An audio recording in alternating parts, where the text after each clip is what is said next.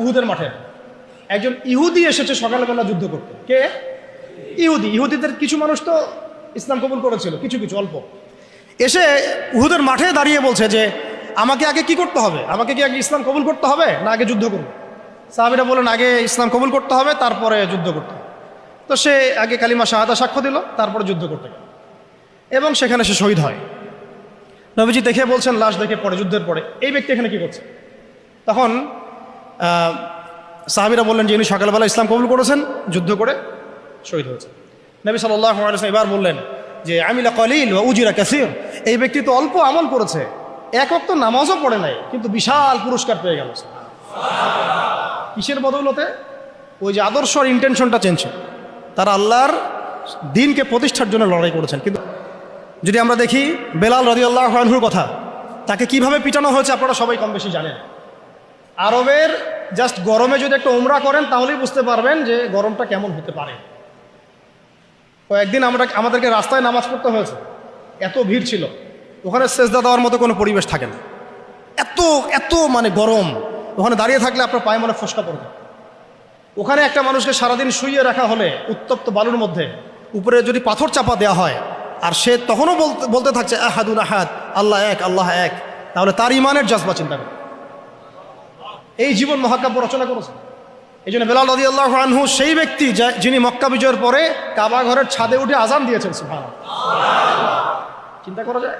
তিনি সেই ব্যক্তি যার কথা নবী সাল্লাল্লাহু আলাইহি ওয়াসাল্লাম যখন আলোচনা করতেন তখন বলতেন যে বেলাল, যখনই আল্লাহ আমাকে জান্নাত দেখান তখন তোমার পায়ের আওয়াজ আমি আগে আগে শুনতে পারি। তুমি কি এমন আমল করো? তিনি বলছেন আমি তো এক্সট্রা এমন কোনো আমল করি না, তবে যখনই আমার অজু ছুটে যায় তখন আমি আবার অজু করি এবং সেই অজু দিয়ে আমি 2 রাকাত নামাজ পড়ি, তাহিয়াতুল অজু। এটা আমরা আমল করার চেষ্টা করবো। আল্লাহ পাক আমাকে তৌফিক দান করেন, আপনাদেরকে তৌফিক দান করেন। উহুদ যুদ্ধ চলছে, শুরু হবে যুদ্ধ, সবাই শুনছে। ঠিক সেই সময় একজন সাহাবী হানজালা রাদিয়াল্লাহু আনহু সদ্য বিয়ে করেছেন, বাসর করেছেন গত রাতে, ফরজ গোসল করার সময় পান নাই, যুদ্ধের ডাক এসেছে, চলে গেছেন এবং যুদ্ধ করতে করতে তিনি শহীদ হয়েছেন। যুদ্ধের পরে তার লাশটাকে দেখা গেল যে সেই লাশটা মাটি থেকে শূন্যে ভেসে আছে এবং লাশ থেকে পানি ঝরে পড়তেছে। নবীজি বললেন যে সাল্লাল্লাহু আলাইহি ওয়াসাল্লাম যে ফেরেশতারা তাকে গোসল দিচ্ছে। সুবহানাল্লাহ, এটাও মহাকাব্য। এগুলো মহাকাব্য, রচনা করে যাওয়া মহাকাব্য। আপনারা দেখবেন যে অনলাইনে কিছু কিছু ইসলামিক নাশিদ আছে। একটা পাকিস্তানের আমাদের এক ভাই এক নাশিদ আছে, ওই যে ও শেহরে মোহাব্বত, শুনেছেন না? জাহা মুস্তফা, হ্যাঁ, ওহি ঘর বানানে ও দিল চাহতা, একটা নাশিদ আছে না? ওখানে একটা এরকম চমৎকার একটা পঙ্ক্তি আছে, জিহাদে মোহাব্বত কি আওয়াজ গুঞ্জি, কাহা হানজালা নে, যে হানজালা রাদিয়াল্লাহু আনহু, কাহা হানজালা নে কি দুলহন সে আপনি। যখন জিহাদের মোহাব্বতের আওয়াজ উঠল তখন হানজালা তার স্ত্রীকে বলল যে ইজাজত আগার দো, যদি তুমি অনুমতি দাও তো জামে শাহাদাতের এই যে জাম মানে কি পানপাত্র, লেবো পে লাগানে মানে আমার ঠোঁটে স্পর্শ করাতে, কাদিল চাহতা হয়, আমার মন চাচ্ছে। কি চমৎকার জুমলা মিলাইছে। তো হানজালা রাদিয়াল্লাহু আনহুর এই আত্মত্যাগ এখন মহাকাব্য হয়ে আছে। আমি উর্দুতে মোটেই ভালো না, আমি উর্দুতে খুবই কাঁচা, তো আমার উর্দু ভুল হওয়াটাই স্বাভাবিক। যাই হোক, প্রসঙ্গে আসি। তো হানজালা রাদিয়াল্লাহু আনহুর এই ঘটনাটা আপনারা পড়বেন। এরপরে অনেক আছে, আমি বলতে থাকলে অনেক সময় চলে যাবে। হামজা রাদিয়াল্লাহু আনহু নাম শুনেছেন?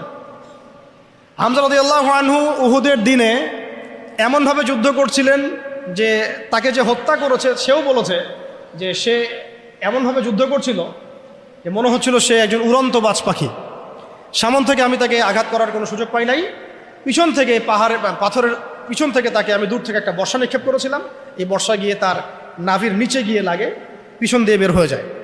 কিন্তু এই অবস্থাতেও তিনি তরোয়াল নিয়ে আমার দিকে তেড়ে আসতেছিলেন আমাকে মারার জন্য, কিন্তু তিনি পেরে ওঠেন নাই, পড়ে গেছে। তারপরে তার লাশকে চিরে ফেলা হয় এবং কলিজাটা বের করে দাঁত দিয়ে কামড়ে খাওয়ার চেষ্টা করা হয়েছে। হামজা রাদিয়াল্লাহু আনহু ছিলেন বদর যুদ্ধের সবচেয়ে শ্রেষ্ঠ সাহাবী, বীর সাহাবী, যার হাতে অনেক কাফের মারা গেছে। এই জন্যে উতবা, শায়বা এদের এক পরিবারের পক্ষ থেকে একটা আক্রোশ ছিল যে যুদ্ধে জিতিয়ে না জিতে হামজাকে মারতে হবে। এই জন্য ওয়াহশী নামক একজন ব্যক্তিকে তারা হায়ার করেছিল। পরবর্তীতে সেই ওয়াহশী তিনিও ইসলাম কবুল করেছেন, আলহামদুলিল্লাহ। তাকে অনেকে হামজার কাতেল বলত। পরে মুসাইলামা কাযযাবের হত্যা আল্লাহ পাক এই ওয়াহশির হাতে করেছেন। সুবহানাল্লাহ, আল্লাহ পাক তাকদীর ঘুরিয়ে দিয়েছিলেন। হামজা রাদিয়াল্লাহু আনহুর এই আত্মত্যাগটা কিন্তু ইতিহাস হয়ে আছে, মহাকাব্য হয়ে আছে না? এমন এত মহব্বত নবী সাল্লাল্লাহু আলাইহি ওয়াসাল্লাম তাকে করতেন, এত মহব্বত করতেন যে ওয়াহশি যখন ইসলাম কবুল করতে আসতেন জিজ্ঞাসা করছেন যে তুমি কিভাবে কাইফা কতালতাল হামজা, হামজাকে কিভাবে হত্যা করেছিলে? তিনি ব্যাখ্যা করলেন এইভাবে হত্যা করেছে। তখন নবীজি বললেন যে যদি তুমি আমার থেকে তোমার চেহারাটাকে দূরে রাখতে পারো তাহলে সেটাই করো। মানে তার হাতে ইসলামের বায়াত নিয়েছেন, ইসলাম কবুল করলেন, তারপরে নবীজি বললেন যদি তুমি তোমার চেহারাটাকে আমার থেকে দূরে রাখতে পারো দূরে রাখো। আপনাদেরকে একটা কথা বলে রাখি, বদর যুদ্ধের সময় 70 জন বন্দী হয়েছিল, মনে আছে? এই বন্দীদের ব্যাপারে